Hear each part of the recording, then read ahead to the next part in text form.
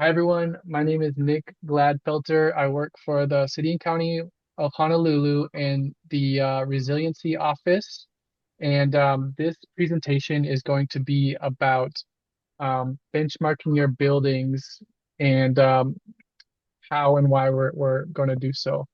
So just the agenda here, we're going to talk first about what benchmarking is all about, why the program exists, who needs to comply and when.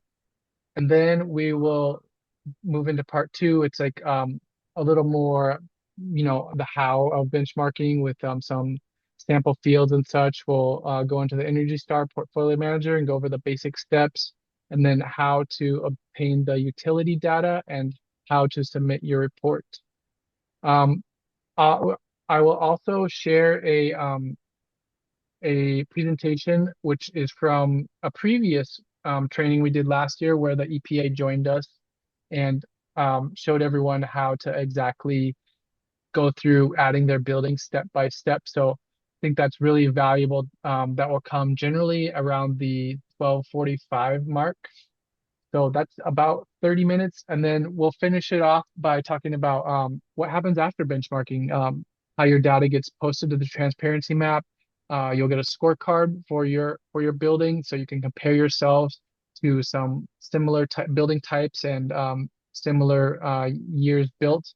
And then we'll work to analyze the results. And then Sophia Summers is going to give a presentation from Hawai'i Energy on the next steps after that, because there's a lot of opportunities once we have this information for your buildings.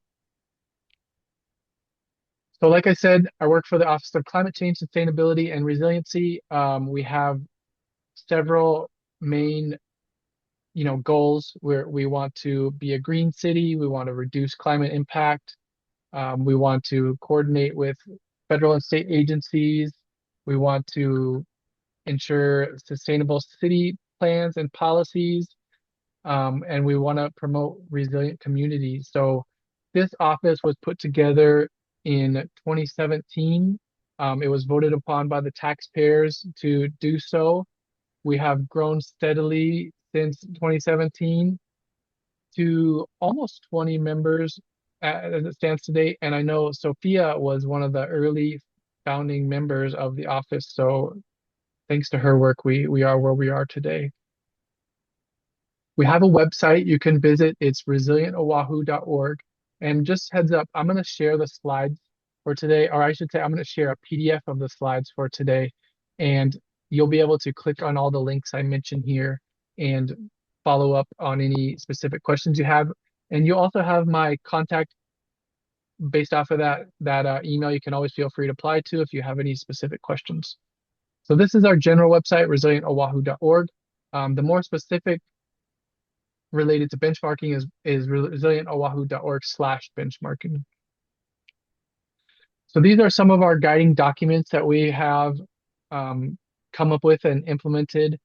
There's a Climate Ready Oahu, the Oahu Resilience Strategy, the Annual Sustainability Report, and the One Climate, One Oahu Climate Action Plan, which I know my colleagues are in the process of getting ready to publish a updated version for the next 5-year plan. But basically, these documents have some individual points in here, which you'll see here. Action 21 is establish an energy benchmarking standard for Oahu commercial buildings. So that brings me to the presentation here today and what we're going to talk about. Also, it's included in the climate action plan as well.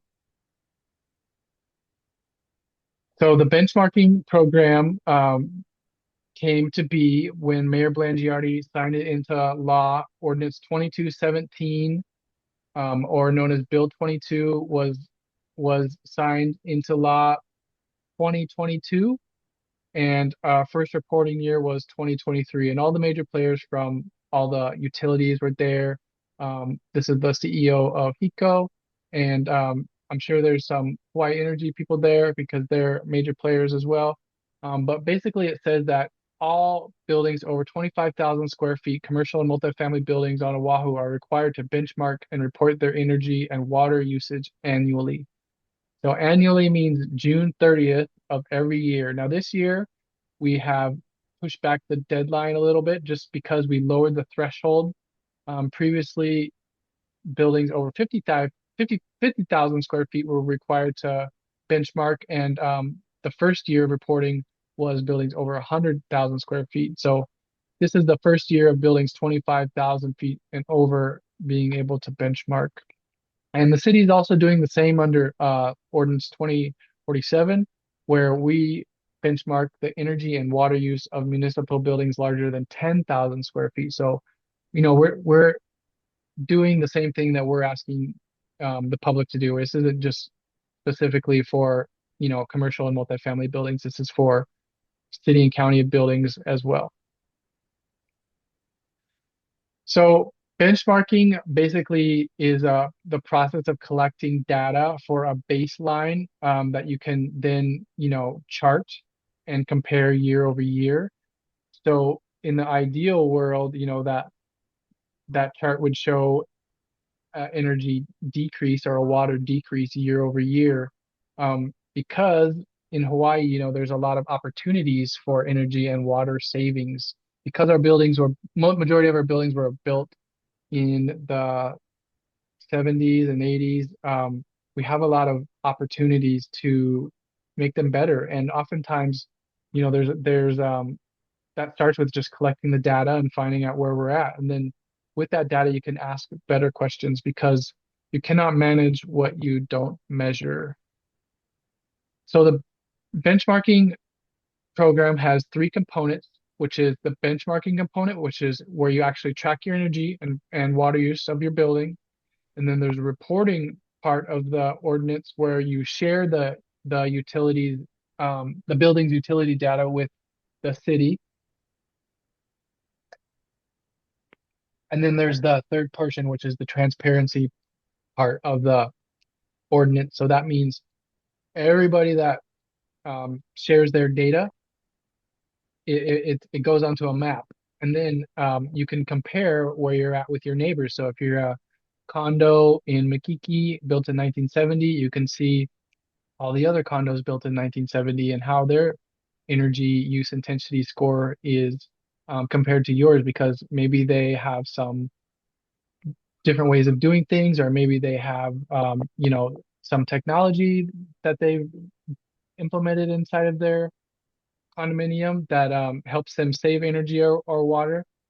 So that's the transparency portion of that, which will be available on our website the day after you submit your utility data. Are there any questions so far?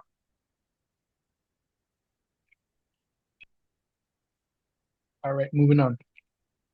So benchmarking programs are not unique to Honolulu. They are on the mainland as well, and multiple major cities around the world as well. This map here shows the existing cities and states that have similar benchmarking ordinances. The orange ones are required for, specific things, but the purple ones, I believe, they also have building performance standards. So that means, like, in addition to just reporting your building could potentially have to pay a penalty if it was a poor performer. And that's not where we're at in Honolulu right now. Right now, we're just trying to get everyone to submit their utility information so we have a good idea of where we're at. And, ultimately building to make better decisions about where they're going in the future with that data. So basically the overview of this slide here is to know that Honolulu is not the only one. This is something pretty common in all the major cities. So there's some success stories from the other ordinances.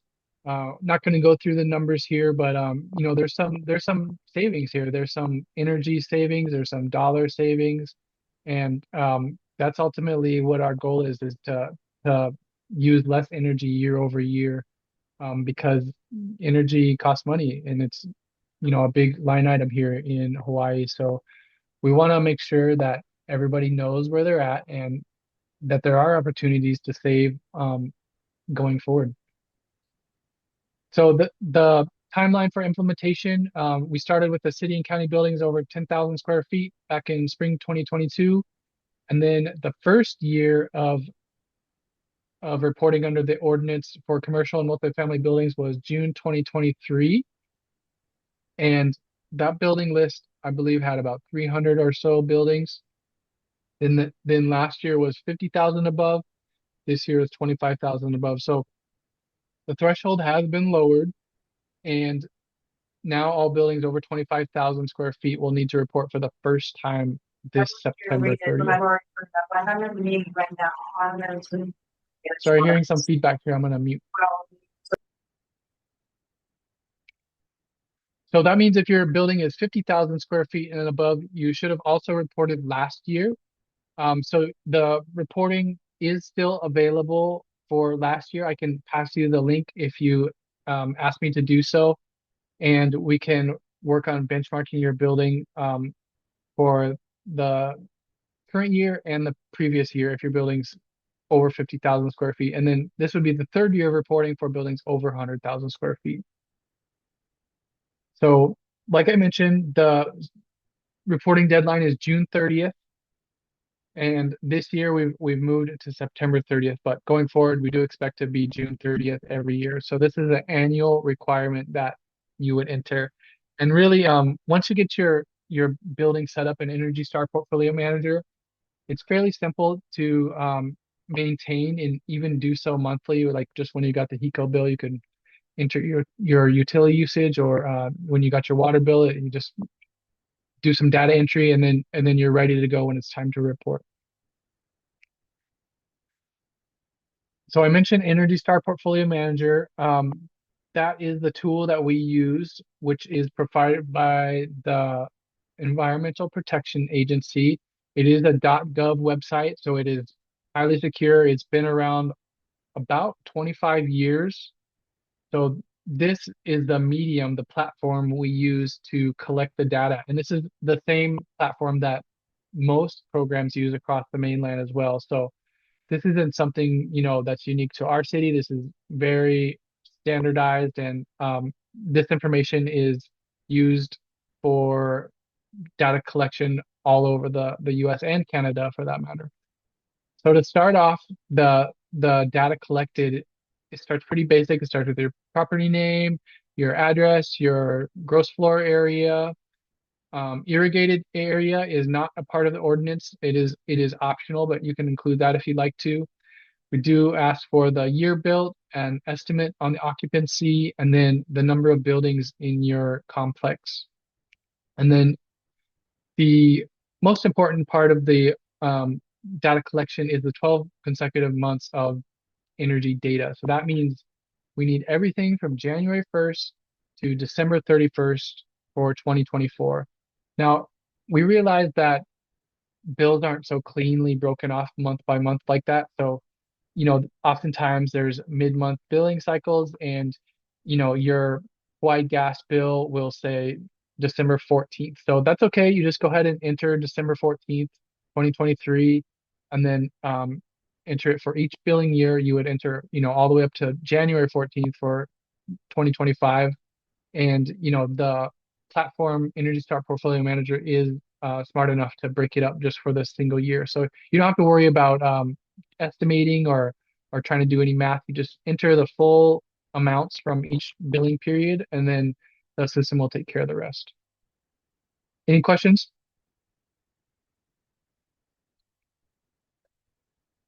All right. So like I mentioned, we're going to collect some data, but these are the basic steps towards benchmarking. So what the first thing we'll do is we'll gather that building and consumption data, which is the initial setup time. So if this is your first time benchmarking your building, that can be, it can take some time, but you only have to do it once. And it depends on how much data you have on hand now, like, because generally some people have some difficulties maybe finding the gross floor area. But if you have specific questions like that, you can always email me. We also have that information on our website, which is provided by the real property tax information. So I can give you an estimate that is generally greater than your actual gross floor area. Generally, your insurance documents will have the exact gross floor area or the as-built drawings for your building. But I can provide an estimate if that is helpful. So you would create a portfolio manager account. You would add the information about your property. You would enter to your energy and water data, and then we would submit to the city and analyze the results. And after you have entered all of your energy and water data, and as well as your meter character or your building characteristics, you're going to get an Energy Star score. So, or excuse me, you get a EUI score, which stands for Energy Use Intensity. So the score is 1 to 100, with 100 being the best and 1 being the not so good. Any questions on that before I move on? All right, there's a specific way we identify each building, and it's with an Oʻahu building ID. Perhaps you've seen our mailers come out with your specific Oʻahu building ID. If not, that's okay. I can work to get you your Oʻahu building ID. We also have a map where you can map out your specific building just by entering the address and or the building name, and you can find your Oʻahu building ID. And that's this number here. It starts with a 04QFJ, and then some numbers after that. And that's how we identify each building. So say, for example, you report this year, and then there's some turnover perhaps, and you know somebody else has to do it next year, but they don't know the password. Well, they can use this Oʻahu building ID to specifically identify your building. And then from the city side, we know that, oh, they reported last year, and we just got their submission from this year. It came from a different person, but that's it's not relevant really more. It's like, did they report yes or no? So this is how we identify your specific building. And this is the map that I mentioned on our website. So if you follow this link, resilientoahu.org/benchmarking, you can scroll down towards the bottom third of our page, where you will see the Better Buildings benchmarking search tool with some buildings outlined in specific colors on this map. Now, the colors are identifiers for specific thresholds of buildings. So I believe buildings 100,000 square feet and greater will have a blue outline. Buildings 50,000 square feet and greater will have a purple outline. And then buildings 25,000 square feet and above, not pictured on this map, will have an orange outline. And then the green means that that area is a campus. So that area has multiple buildings that HECO has determined it would be far more easier to report as a campus. And I know Lee Ardan is on the call, who is a campus as well. I asked her how to pronounce that, and I think I just butchered it again. But that's a good example of a campus as well. So again, you can always follow these links to our website and find this map there. All right, any questions before I move on to the specifics on HECO? All right, so for the HECO utility, we have a special tool, and it's called the Auto Utility Upload. And what the Auto Utility Upload is it takes an individually metered building and puts it all into one specific aggregated, summed up total. So basically, you log onto this website, and you use the same login information, or excuse me, back up. Use the same email as your Energy Star portfolio manager to create a profile in Auto Utility Upload that, once you confirm your building by entering the relevant information, you will be able to have one whole number instead of multiple numbers, because at condominiums, there could be 50 residents that have 50 different meters. So we didn't want to put anybody through the trouble of trying to find each of those individual meters one by one. So the auto utility upload is available only for HECO. So if I follow that link here, I will show you how it works. Basically, you would register your first time using your same information as your Energy Star Portfolio Manager account, and then you would be able to connect your building. So let me see. Okay, so this is the how you um, start off. You would connect your Energy Star Portfolio Manager. You would enter your Energy Star Portfolio Manager credentials here, as well as your password, and then you would connect the account from your Energy Star Portfolio Manager. After that, you would be able to find your building under Claim Utilities Accounts. You can either enter your address here,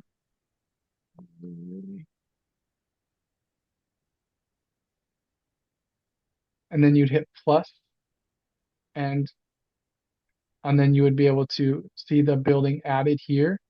And then after that, you would um, you would have to verify the account. So in order to verify, you click on Consent Management, Verify Account, and then you would just enter your 12-digit HECO utility number here. So that's your account number from HECO. And even if you're submetered, it's okay. As long as the account number is from that property, this is the verification to say, okay, we know that this person does in fact is affiliated with this building. Sometimes there's more than one consent required. And if that's the case, you can always feel free to ask me how to do that. But generally, it's only one, especially for the multifamily housing or the businesses. But once you got your account verified, then you would cruise to the ESPM Properties tab, and then you would see your building here, and it would say a connection status. You would select your building and then hit connect. And then through the magic of computer code, all of your utility HECO information would be uploaded into Energy Star Portfolio Manager. So this is how Energy Star Portfolio Manager looks. We'll get into this a little bit later, but instead of having to enter your line by line HECO utility, it would already be done so in a meter right here. So unfortunately, this is only available for the HECO utility. It is not available for Hawaii Gas nor Board of Water Supply meters. But those meters you would have to enter individually, unfortunately. But the good news is it's really easy, and I'm going to show you how to do it right now. So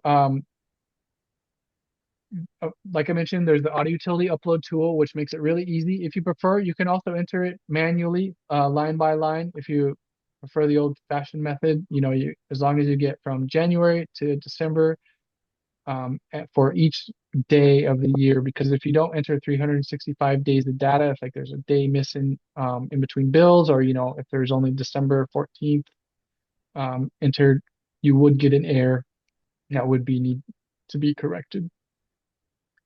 So if you don't have access to a HECO bill, you can always email HECO here at this email address to get your account information, and they'll go through some verifications with you to ensure that you're the account holder.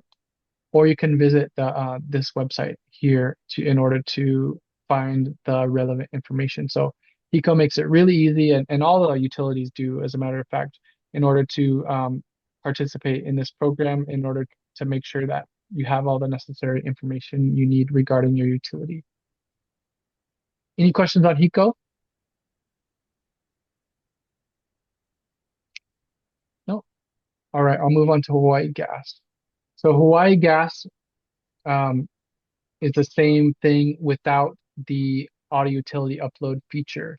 So, you still have to enter January 1st, 2024, all the way to December 31st, 2024. and you will need to enter all of your gas meters. So the good news is if you have more than 3 meters on your at your building site, you can always email Hawaii Gas in order for them to aggregate all the data together.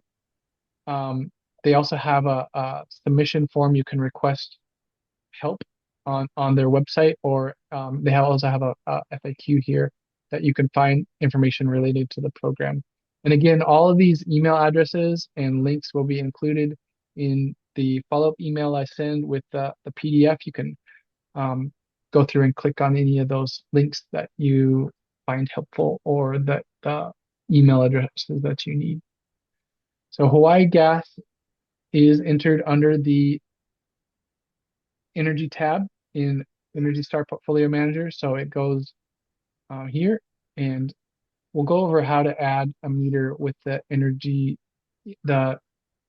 EPA rep later from Energy Star Portfolio Manager when I play that part. So next meter, or next utility partner here is the last but not the least, the Board of Water Supply. So everybody has a water meter at their building. Everyone uses water. You need to enter this information individually for generally a month. The good news is for Board of Water Supply, they make it really easy on your bill. They have a table here with a month-by-month look back. Generally, it's 12 months. So if you have December 2024 as well as January 2024, you should have all the information you need in order to make your entries for your water utilities data reporting. Board of Water Supply also has this Water Smart program where you can follow this link and see your bills online if you prefer to do so. They make it really easy there to see a 12-month look back of all your 2024 water usage. Same thing like the other utilities, they also have a help email here that you can always email if you have any questions, or if you have any missing data that you need to find the answer to. You can contact these guys here. And generally, all of the partners, the utility partners, should respond within 3 to 5 business days. So in the event that you don't get a response in 3 to 5 business days, just go ahead and contact me and we can follow up together and ensure that they have received your request. I have seen it take longer than 3 to 5 business days for, bigger mall properties with lots of meters, but generally, for the smaller properties, it's pretty straightforward. Board of Water Supply also has this website here that you can follow and find some relevant information related to the program as well. Any questions on any of the utilities?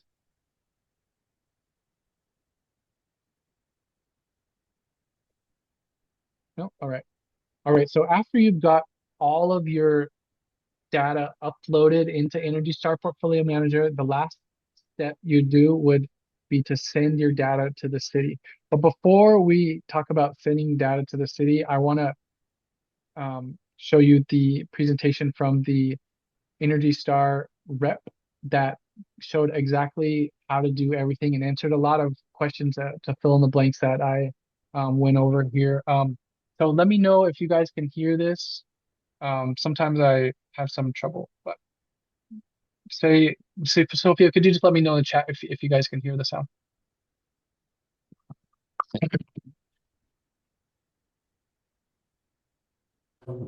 So, like my slide got cut off a little bit, but we'll also look at how to add, and then how to kind of navigate the reporting tab, which I'll preview of. Yeah, and feel free to stop me at any point. I'm happy to answer questions along the way. All right, so today we will demonstrate the core functionality of Portfolio Manager, like I mentioned. You will learn all of the essential how-to information you need to get up and running with Portfolio Manager, so you can start tracking your building's energy, water, and waste and materials performance. So Portfolio Manager is often used as a management tool that is usually just a piece of a much broader strategic plan to reduce consumption and costs. but Portfolio Manager specifically is used to compare, measure, and track consumption over time, set baselines, goals, and targets, and generate metrics that reveal underperforming properties. Then, based on this whole building perspective, building managers can begin to make investment decisions about conservation and efficiency and track the impact of these strategies in Portfolio Manager after they're implemented. It's a free online secure tool, and there's lots of regularly updated trainings and lots of resources for you online, because I know it can seem a little daunting. So Portfolio Manager offers users more than 300 metrics to assess performance. Among them are energy consumption, water consumption, greenhouse gas emissions, and the 1 to 100 Energy Star score, which we will go into in more detail, but this is just a quick overview. So what do we mean by benchmarking? Benchmarking is the process of comparing use to gain valuable perspective about building performance. So Portfolio Manager offers several ways to compare energy, water, and waste. For all three, you can use Portfolio Manager to establish a baseline, and then the baseline comprises 12 complete calendar months of data and is a starting point against which to compare future consumption. So as the building is operated, we can compare newer data to the baseline period in order to understand how consumption and costs change over time. Let's see. So here's a quick overview of the Energy Star score. So it's one kind of simple number that ties in a lot of background information that's pretty digestible and understandable. But essentially, the Energy Star score compares your building to buildings of similar size, type, and it's even somewhat location-based. So it's a great way to kind of analyze how your building performs compared to similar buildings.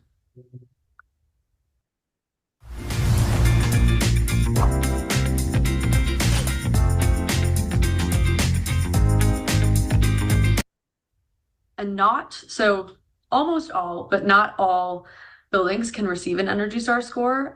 This page is a quick snapshot of all of the different property types that are eligible.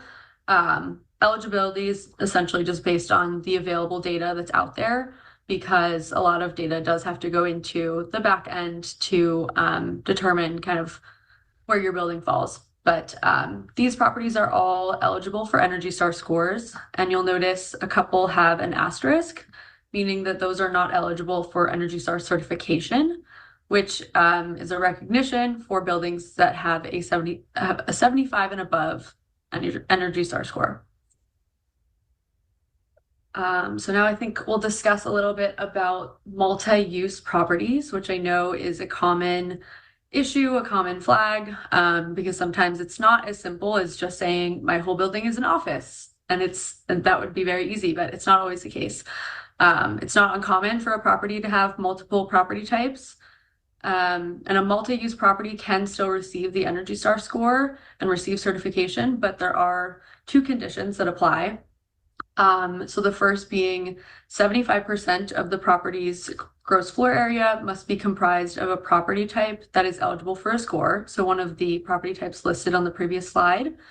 And two, more than 50% of the gross floor area must be comprised of one eligible property type, excluding parking.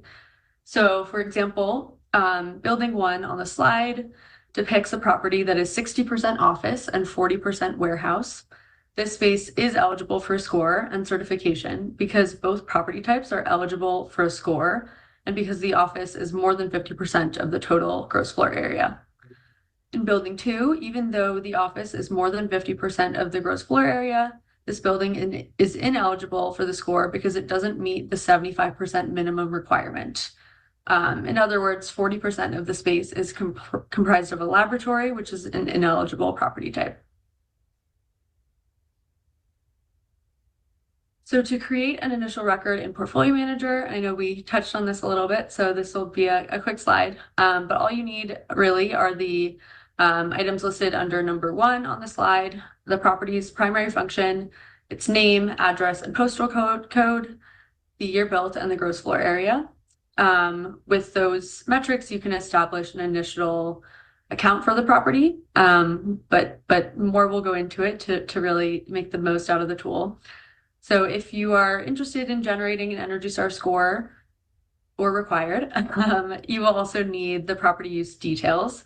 So the details in Portfolio Manager are considered to be the main drivers of energy use in buildings. So like we were saying about occupancy earlier, entering the building details really gives Portfolio Manager an understanding of how this building is used. And these details do change slightly based on property type. So, a hospital isn't going to be operated the same way as an office, and Portfolio Manager knows that. So there are prompted questions as you create a property that ask property detail information that will correspond with the property type. So lastly, you'll need consumption data for the resources you're interested in tracking. So to generate metrics, you'll need at least 12 months of data, which sometimes turns out to be 13 bills if they are mid-month. And this is because all metrics in Portfolio Manager are annualized. So it needs at least that much data to create different metrics like EUI and Energy Star score. So for energy and water, this information typically comes from utility bills, which I know we talked about before, about how you can gather that information. Yeah, and I guess if you're interested in reporting waste and materials, I know that's not a requirement, but that information can also come from a measurement of your like a dumpster on site or a measurement from the company that would typically pick that up. So that's kind of an optional voluntary metric if you'd like to report that as well. All right, so now we will begin just a quick demo of navigating Portfolio Manager, and then we'll move on from there. So to create an account, this is a login on the Energy Star website, which is pretty simple, fortunately, URL. So you'll go there and create a username and password and follow the prompts on the screen, which are pretty simple. Just ask for your name, an email address, I think maybe your company affiliation, and not much else. So it's pretty simple to create an account. And then once you're in Portfolio Manager, navigation is fortunately pretty intuitive. So it uses a tab structure that makes it easy to find your way around the tool. There are 4 tabs at the portfolio level and 7 tabs at the property level. So portfolio wide, you'll see there's My Portfolio, Sharing, Reporting, and Recognition. And then once you're within a property, there's the Summary tab, Details, Energy, Water, Waste Materials, Goals, and Design. So today we'll really focus in on the Summary, Details, and Energy tabs at the property level, as well as the Reporting tab at the portfolio level. So the portfolio level tabs are listed across the top of the screen. This is the My Portfolio page here, which loads with a list of all of your properties, a customizable chart on the left-hand side, a menu of useful items to manage your portfolio, and notifications.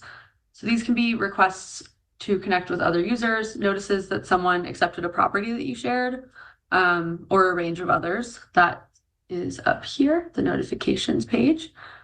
There are also sometimes separate notifications from the Energy Star team, such as if a new metric is going to be added to the tool or if there's any other updates. And then of course the help page is very useful. There's lots of FAQs and trainings there, so I highly recommend visiting the help page.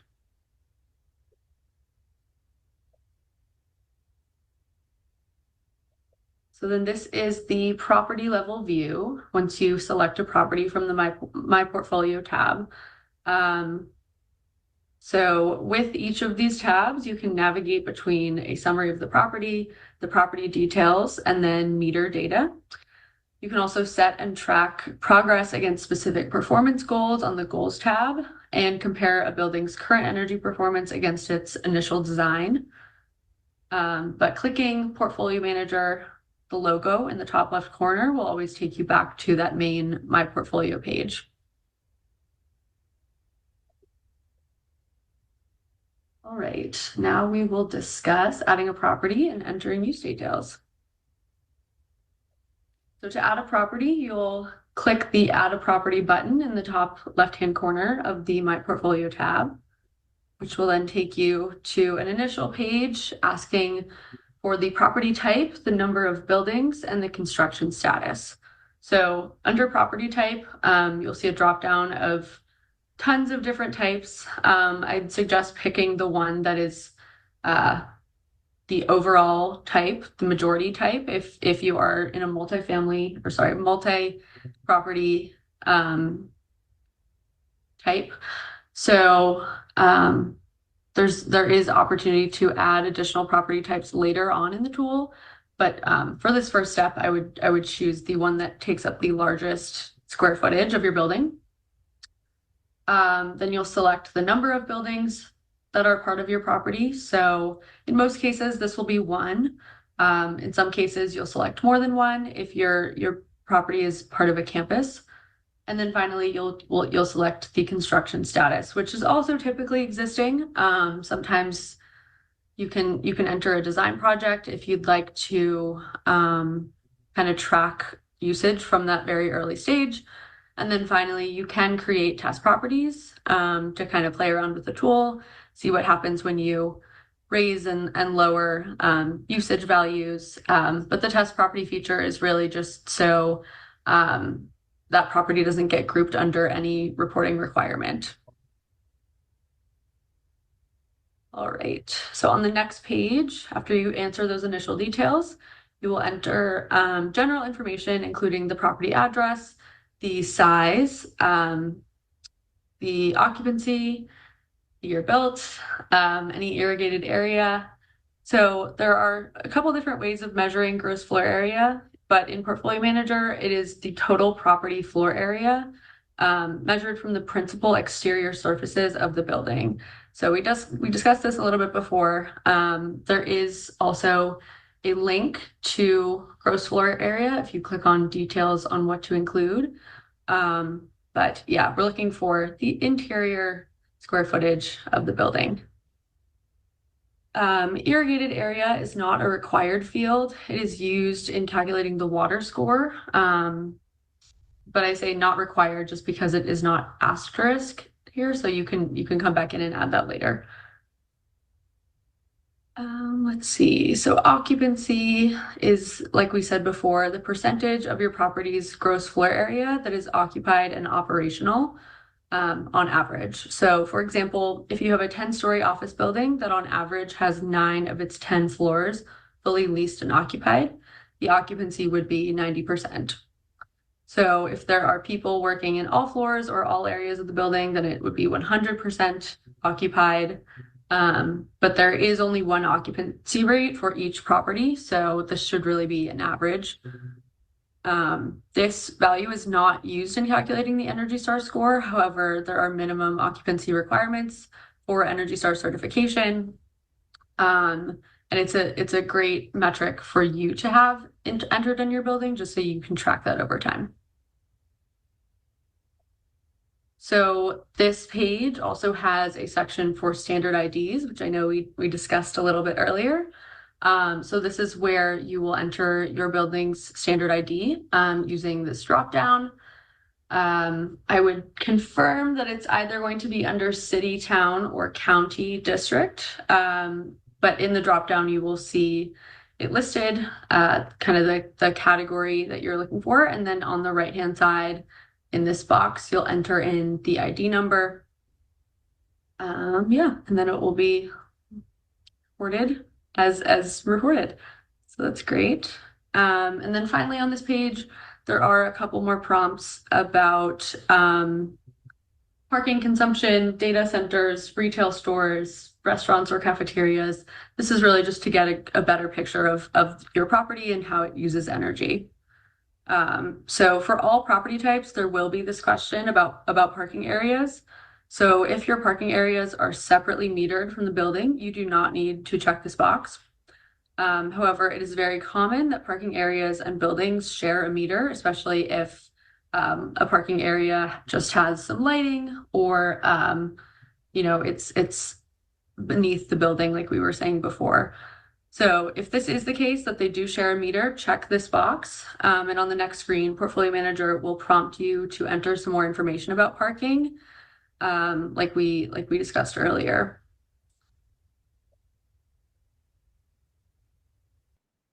With Brandfolder and Smartsheet, combining the best of digital asset and collaborative work management makes the handoff from creative. All right. So next, you'll be asked to provide some more details about your primary property type. And like I said before, each has slightly different use details.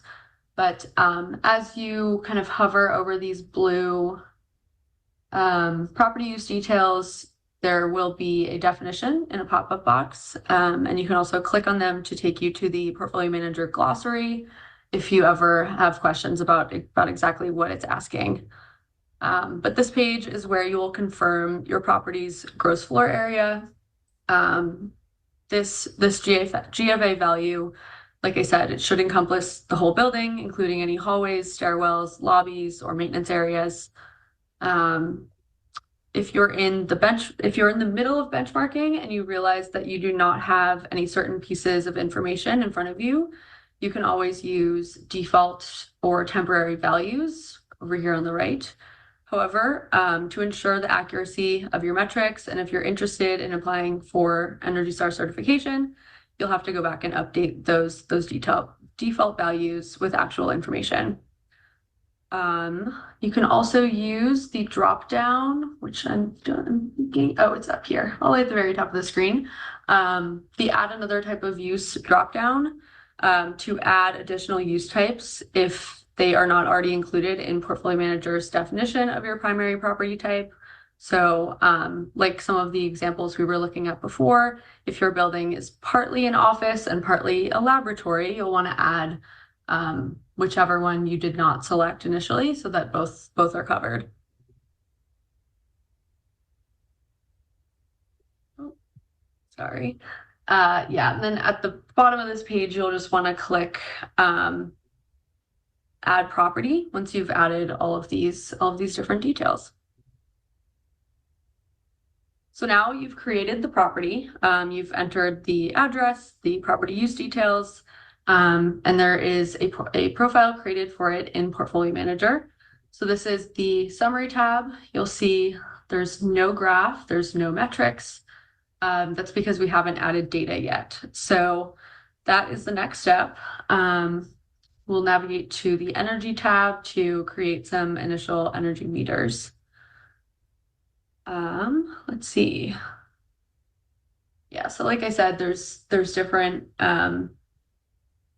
charts on this page that are customizable that will populate with data once we enter that. You do need 12 full months of data to receive the Energy Star score column here. And you'll see up here, this property is not currently eligible for Energy Star certification because no data has been added yet. But this will populate after we go in and add meters and data. All right.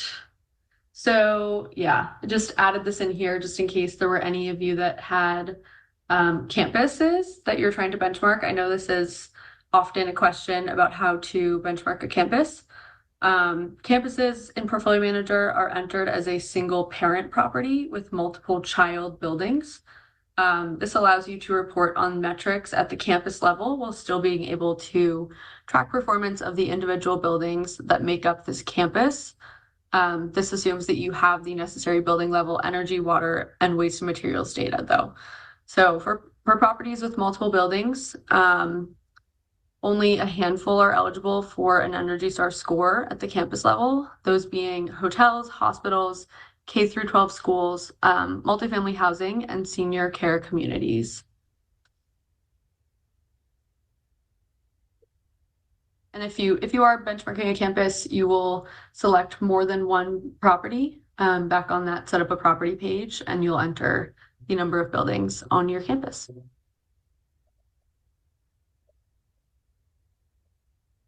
Once you define the campus as the main property, there's a little bit of flexibility as to how you benchmark it. You can either benchmark the campus in aggregate, benchmark the individually metered buildings on the campus, or both, but just being sure that you are not double counting any meters if you do choose to benchmark both.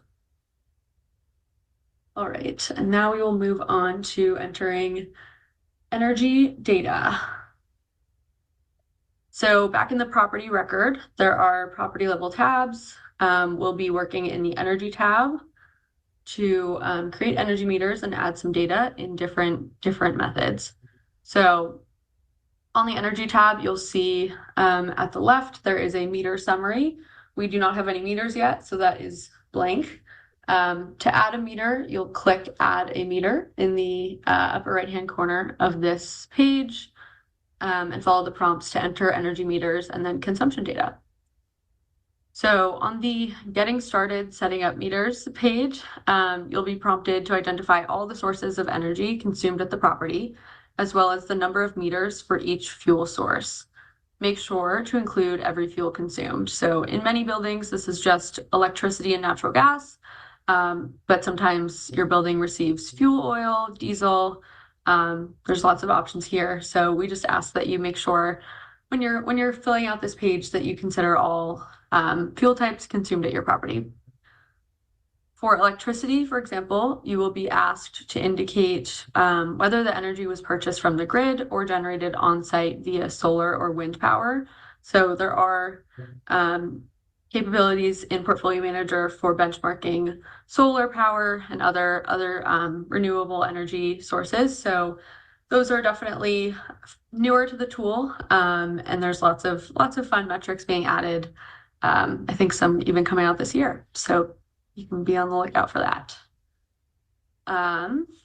So on the About Your Meters page, you can click anywhere in the table to add data about your meters. To enter units, which is very important, select the accurate unit from the drop-down menu. So for this, you'll want to compare that with your utility bill to make sure that the units that you're representing in Portfolio Manager are the units that your usage is reported to you in. I say it's very important because if you enter the wrong unit, you might get a very skewed Energy Star score, either very low or very high. So just be sure that the units are correct. The date meter became active can be the date that the building was built. But sometimes, the building was built 50 years ago and you don't have 50 years of data. So in that case, we just suggest that the date the meter became active is the date of the oldest bill that you have for your building. Because we know it's not realistic to enter 50 years of utility data in here. And it's oftentimes not even accessible to the building owner. So it can be the first day of the first bill that you have, or even the first date of the 12-month period that you'll be benchmarking. The date the meter became inactive, you can typically leave that blank. You'll only need to enter a date there if you want to note that a meter has been decommissioned. If you do receive fuel and it's delivered in bulk, then you'll check the Enter as Delivery box at the right. And you can also add additional meters from this page. So if on the previous page you had selected you only had one electric meter, you can create an additional meter if you perhaps forgot one. So then you'll click Create Meters, and that will take you to the next page where we can begin adding data. So on this page, you'll see each meter that was created with a little drop down. All of the meters that you created will be presented on this page. So this allows you to add data to multiple meters at the same time without having to click back and forth. So to add data, there are three main ways that it can be entered to your property or to your entire portfolio. The most basic approach is to enter data manually, which can be tedious, but it is the most straightforward. You just enter the usage, enter the time period that it was used for 12 or sometimes 13 months for 1 year. Another way is to upload data using spreadsheet templates to enter one building or multiple buildings, use details about the building or buildings, and then meter consumption. So all of those different key points can be uploaded using spreadsheet uploads. I will say this is slightly a more challenging method just because the formatting in the spreadsheet does have to be pretty particular. But you'll note, maybe it was, oops, I haven't gotten to that slide yet. So on the next slide, we'll talk a little bit more about that, but you can click this spreadsheet template link to download a template and then populate it there so you have the correct formatting. And then the third way is to work with a third-party provider or your utility that can exchange data directly with Portfolio Manager via web services. So now we'll talk about entering consumption data. So you'll start by filling in this first field with the start date, the end date, and the usage for that time period. Cost is optional, but it can be helpful to monitor cost over time to just see, I'm paying a lot more than I was a year ago. So that's really for your benefit if if you'd like to see if that's changed over time, but that is not required for earning any metrics in Portfolio Manager. So let's see. Yeah, so an estimation that is similar to entering a default value or checking a default value box on the property setup page. So you can use an estimation whenever you make an estimation.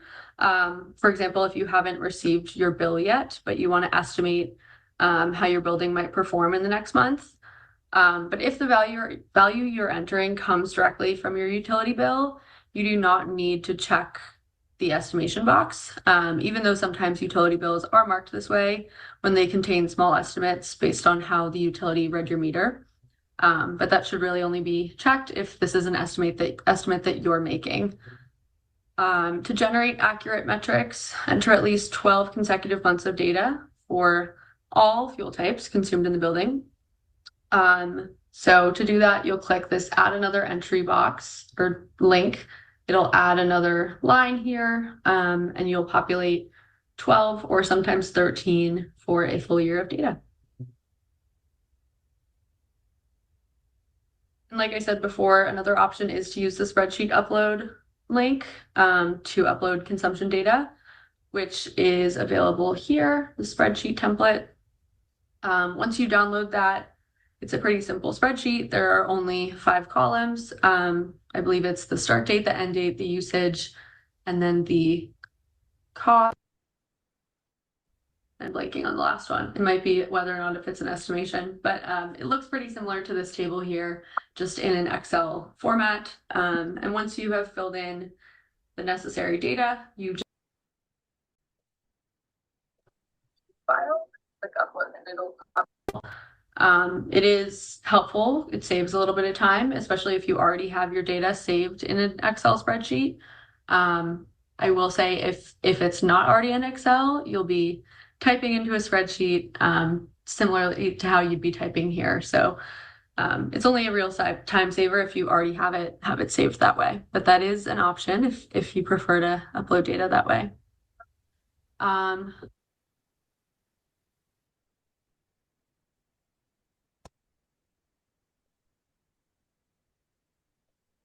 All right, I'm going to go ahead and stop the video right there and ask if there was any questions regarding that presentation. I think that's a pretty good overview of how to get started and what to do.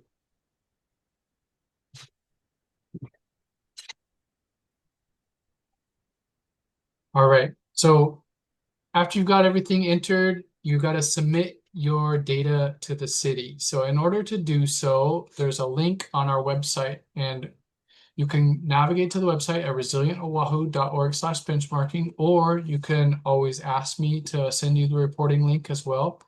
And this is how the data gets sent over to the city. Because once you enter in Energy Star Portfolio Manager, that's great. You've got it benchmarked and you have a good baseline, but in order to comply with the ordinance, you need to send it over here. So it's in this little accordion here in step 5, submit your report to the city.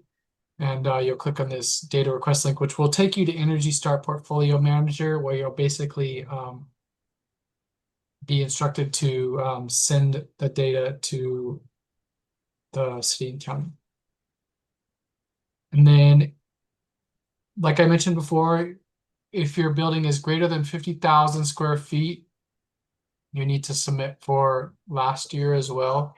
And then if your building is greater than 100,000 square feet, you need to report for 3 years, including this year. So you can always email us here at this website or myself to collect more information or ask for the past reporting links.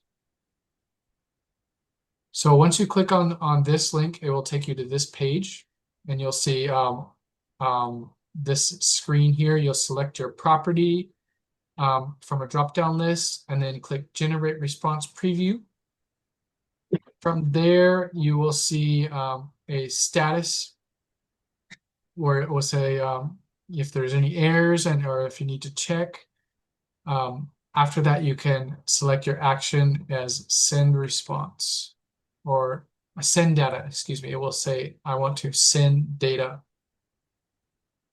So make sure that your data request is for 2024 and send the data to the city and from this drop down, and then you will e-sign this document and hit Send Data, and you will be ready to receive your email confirming that you have submitted your information to the city.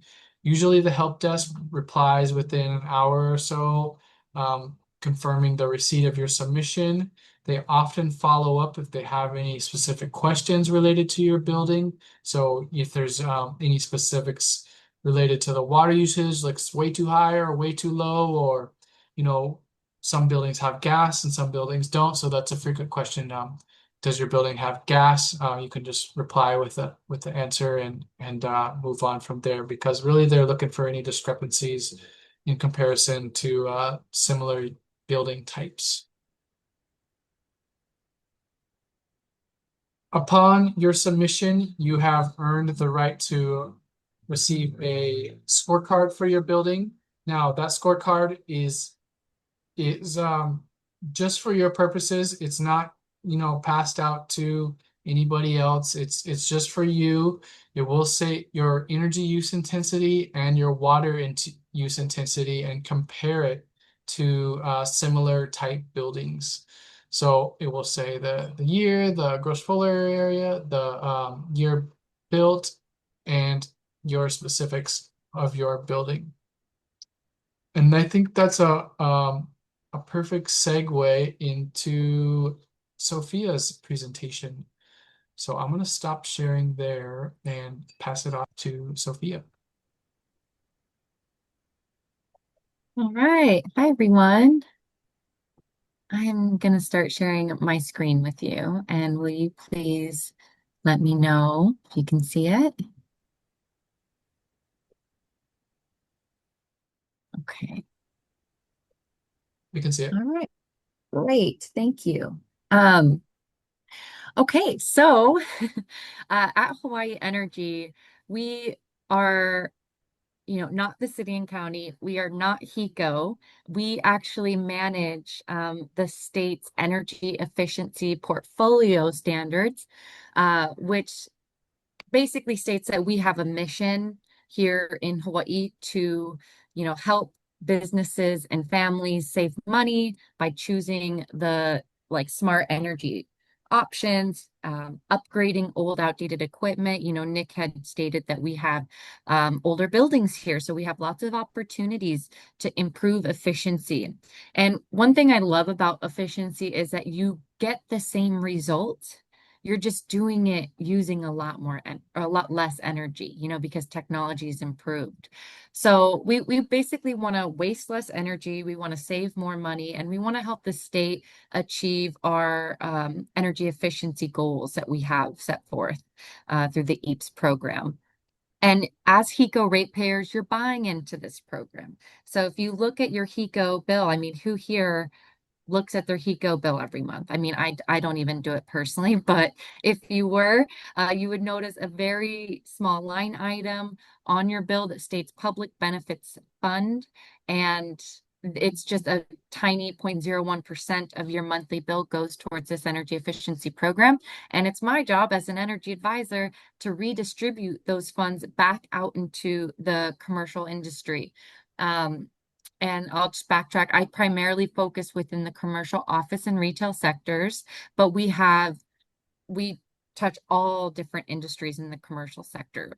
We've got hotels, we've got public education, we've got government, restaurants, the whole gambit. So I'm not sure if everybody knows this, but half of the electricity that we generate here in Hawaii goes towards the commercial sector. So we consume a lot of electricity, and therefore we see that as an opportunity to, improve our efficiency and be less reliant on the grid, help improve our resiliency of the grid and our buildings through the vehicle of energy efficiency. These numbers are a little outdated. We did just wrap up our last program year, so I'm excited to see what the new numbers will be. But as of last year, we awarded almost $8 million to businesses in energy efficiency upgrades, and just over $8 million in electricity bill savings were realized by these businesses within their first year of implementing energy efficiency projects. And with benchmarking, everything that was just shown to you through the Energy Star Portfolio Manager, in my opinion, that's the hard stuff. Like, that's the heavy lifting of, utilizing the resources to get the information required to submit the data. And then once you've done that, like, what do you do? So Hawai'i Energy is a part of this process on the back end. And we really encourage facilities managers, building owners, accountants, to get together and form like a little energy hui within your organization, your company, your building, to say, all right, now that we know where we are, what are our goals? What is it that matters to us? Is it that we want to bring on more staff, and so we're going to need to budget for additional salaries? And how can we get that money? We can't just pull it out of thin air, right? Well, actually, you might be able to. Like, your building could be wasting energy and you're paying a lot of unnecessary money in your utility bill that could go towards funding for more staff. Or if you need to do, makeups on insurance, if you're an AO. I know that's a whole mess right now. Like, how are there mechanisms, or I guess, how should I say this? There are mechanisms in place for you to utilize energy efficiency as a vehicle to meet your other needs. And so that's why I love doing energy huis. When we are free allies, we are resources to you. We do not charge anything, and we just want to be here for you in your journey towards energy efficiency. Yeah, so you've benchmarked. We encourage making a hui, and then we want to identify opportunities, and we can do that in a host of different ways. We've got free walkthroughs. There's Energy Star treasure hunts you can pull up online, and then there's paid audits that can be performed through local contractors, and we heavily incentivize those, which I'll get into in a further slide. But just on this slide below, we have some of our most popular measures for reducing your energy use intensity score. That's going to be your HVAC, your lighting, if you have pumps, motors, implementing controls and automating, anything that can be automated. So Nick briefly showed you what the scorecards look like. And, year after year, there might be a slight variation with design, but for the most part, this is what it looks like. I've got two examples here for you. And since I'm in the commercial retail sector, I'm going to do my best to share with you a little bit about these companies in an anonymized way. So this is within the commercial retail scope. We've got our time frame here, January through December of 2022. And then they have their building ID, their gross floor area of 140,000 square foot. The year built was 2011. We have our EUI and our water use intensity here. I'm just going to focus on the energy here. You can see this number matches the average use type.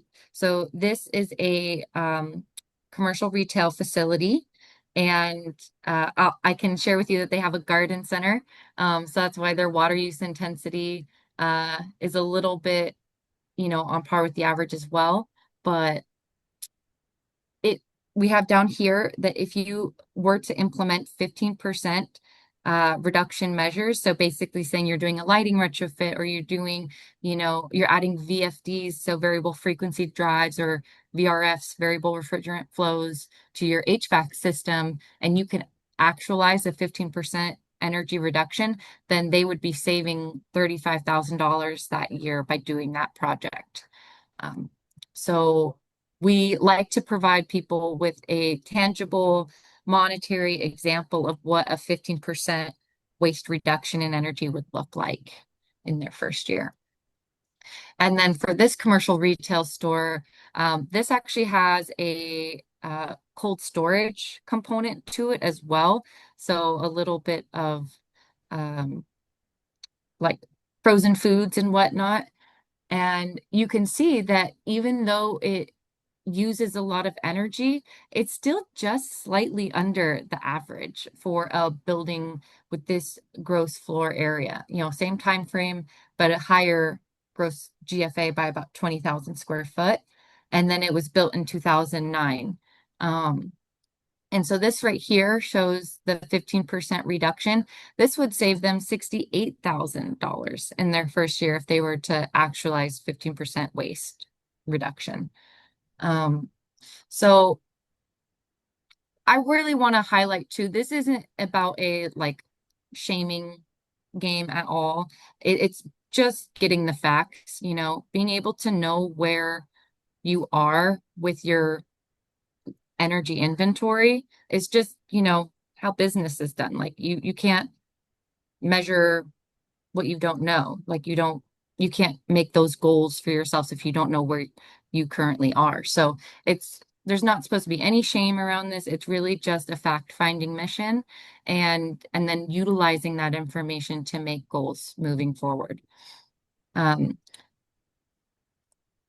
We do have a couple of things that you could do today if you are interested in, improving your building's performance. We have self-led Energy Star treasure hunts. You can find those treasure hunt checklists on our website as well as the Energy Star website. It's a little bit more intensive, and it's kind of regarding that energy HUI that I had mentioned earlier. So you're going to want to get some staff together at your facility and walk through your facility together, checking off these boxes and finding out information. But we also have free walkthroughs that our energy advisor team, as well as our engineering team, will come out to your facility for free. We'll walk it, and then we'll provide you with an opportunity register. I personally think that that's a great option. If you haven't engaged with something like this before, we can be there physically on your property, look at things, with our naked eye, write them down on, whether it's behavioral, whether it's plug load for your appliances. We'll try to get an idea on what's happening with your HVAC, lighting controls, your air handling units on your rooftop. If you've got solar, we can check that out. But we can just give you a little opportunity register with easy wins that you can take. For example, I was just on a storage facility roof, and we noticed that a big part of their air handling units had the insulation disintegrated off. And so a super easy win for them was just replacing the insulation on their refrigerant piping. So that would drop their utility bill a lot, because their refrigerant would stay at a more controlled temperature without these fluctuations with the day.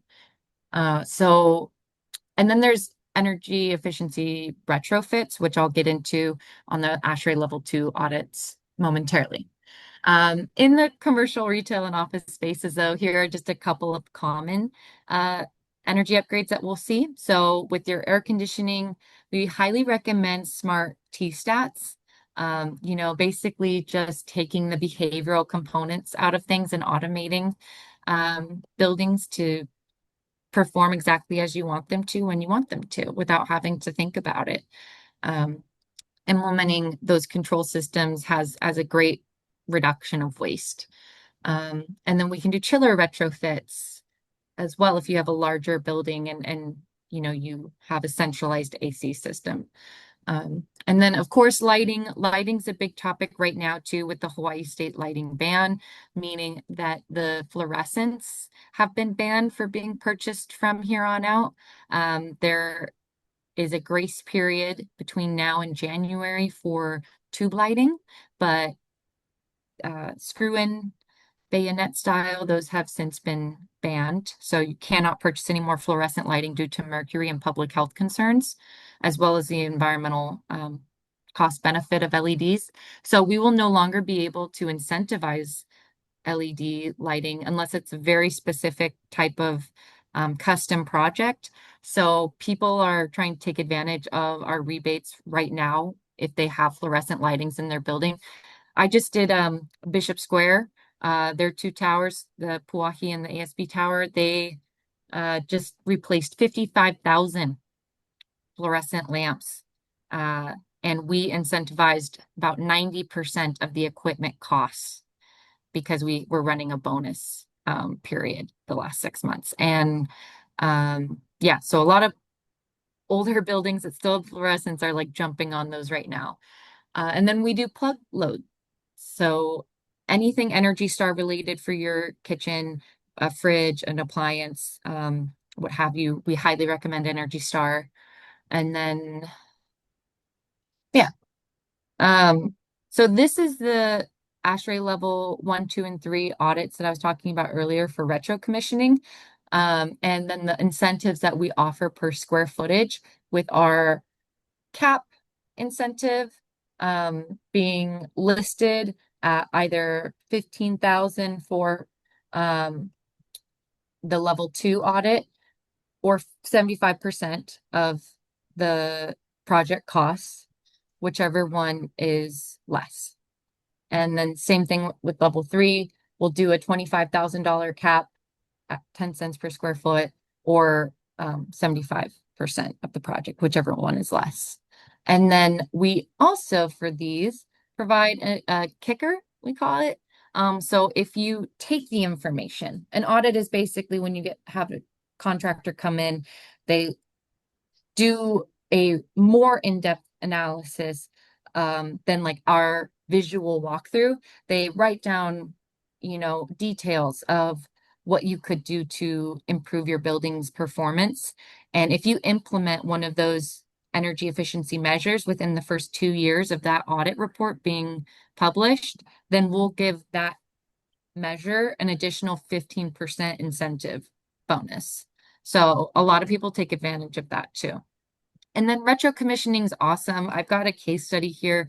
It's basically just taking a like building management system that you have for example, a chiller plant and changing like water temperature set points. And you can see a lot of savings that way. And I'll show you an example of that. But here is an example of all of the different areas that we provide services to and provide funding in. So we've got EV charging stations we provide funding for, pumps and motors, refrigeration, HVAC, all different kinds of HVAC, sub-metering if you're a condo, AOAO, lighting, and then water heating, whether it's solar hot water heating or traditional water heating. We do a lot of building envelope as well as industrial like transformers. So we have tons of different options and opportunities for you to receive rebates. And, buildings are like cars, they need to have maintenance. They need to have these replacements done, based on the lifespan. So my job and what I really want to do is make sure that I connect with property owners and building managers at the time where they're doing these replacements anyway. And, provide incentive to choose the smart, efficient option. So you're saving money over the long lifespan of this equipment, like those energy savings, those cost savings far exceed what you could realize than with the standard equipment you once had, right? So it's a super simple process. Really, it's just getting in touch with us early. If you've got a project, if you've done a project in the last 6 months, if you have one coming up in the next, budget cycle, get in touch with us. Let us know who you are, what your business is. We'll try to find out what HECO account you're on, because we've got different programs that serve different purposes to maximize the rebate incentive that we can offer you. So let us know what the project is. We'll verify that the equipment meets our efficiency standards and is eligible. You install the equipment. We put together an application. We submit it to our approvers. We are regulated by a third party and audited because we are upholding to the Public Utility Commission. And then you get money for that. Thank you, Wendy. Have a great day. And yeah, you receive a rebate check within 6 to 8 weeks. So here's a example of a case study of a condo that had implemented sub-metering.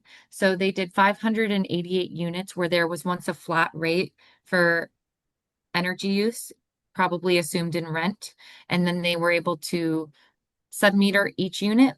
So each unit was just paying for the energy that they used, minus the common area and the pools and the laundry room, right?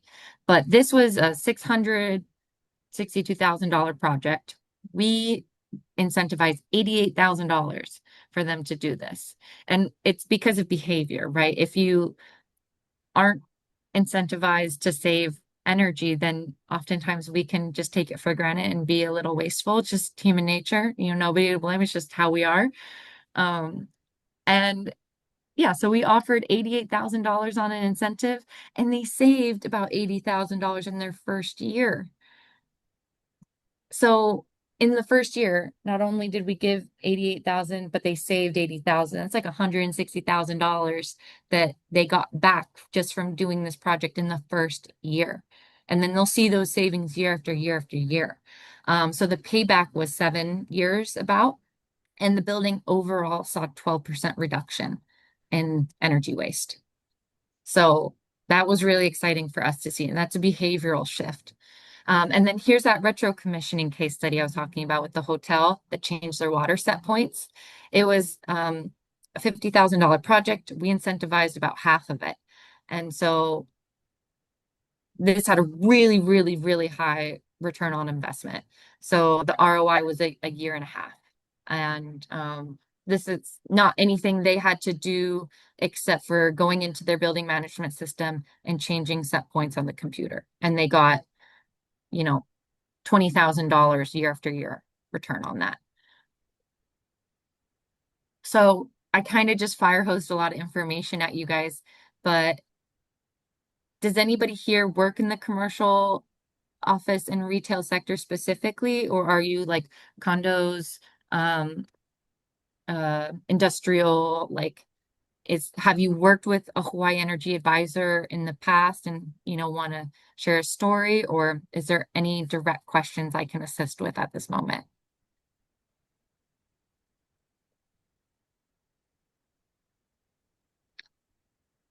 Well, nonprofit. Okay, so, love it. We have a special program for nonprofits. We actually have two. One is called our Empower Grant, and our Empower Grant period opens in August. It goes from August to April every year, and we can provide you with a fully reimbursed HVAC system, right? It does vary, and I can get you the details in the upcoming year, or at least give you some context from previous years. But we also do a free LED lighting retrofit through our Energy Advantage program for nonprofits. Yeah. So if you can, if you would like to get in touch with me after this and you have fluorescents and you want LEDs, we can get that done for you for free. And through one of our specialized and approved contractors. That's the caveat, is that the contractor basically eats the cost up front and then we reimburse the contractor. So that's how it's free to you guys, because it's not free, right? But it's no cost to you because the contractor pays and then we reimburse them. So that's one program, Energy Advantage. And then our Empower grant, we also provide nonprofits. Restaurants can benefit from this. Small businesses that are on a HECO rate Schedule G account, meaning that they use less than 30 kilowatt hours a month, and generally, like, a good rule of thumb is that they're like 5,000 square feet or less. They can qualify. So small businesses, all restaurants, and all nonprofits qualify. And the common areas for multifamily properties also qualify for Energy Advantage lighting retrofits. So yeah, Henry, I would love to get in touch with you after, and we could, walk you through the process of getting started with Energy Advantage. That's great. Thank you. Yeah. Okay. Well, we would love to stay connected with you guys. Here is our generic information, but again, I'll pass along my email here in the chat, so you have it along with my phone number.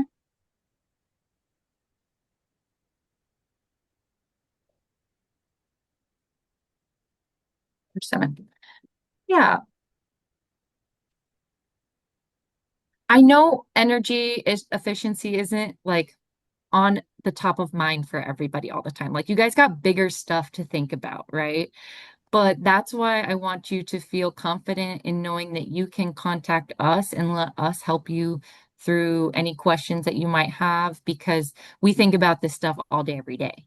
And we want to make sure that, you can communicate effectively with your management, with your board of directors, to say, hey, this is why we need to do this. Like, it may not sound sexy and exciting to relate this, cool lighting project and say, like, look, we can save all this money. But if you say, this is actually going to pay for a person's salary for a year, or if you can equate it to a value that is important, or a widget that, makes sense in your, P&L statements, then we can help provide that cost benefit analysis or that financial language around energy efficiency. And I'm in your corner. I just want you to know that. Good All right. stuff, Well, Sophia. I'll stop sharing, and thank you so much, you guys. Yeah, thank you for sharing. Hawai'i Energy, it's a great resource for everyone on the call. So taking it back to post submission of your data, Sophia mentioned it exactly how it should. This isn't a shame game. We're not trying to judge any buildings or anybody, but we just wanted you to have a good idea of where you're at and compare that to others and like buildings, because there's a lot of opportunities in Hawaii to increase energy savings. So this is what your scorecard will look like. So just a little more information on the trainings and support online from the EPA. If you go to this website here, energystarter.gov/building/training, there's a bunch of how-to guides, demo videos. I will pass the link for this video. I'll upload it to YouTube, so you can go back and refer to anything that you've missed.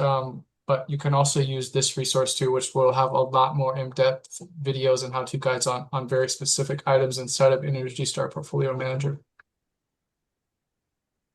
One of our last slides here is just our website and the training and resources for the EPA Portfolio Manager.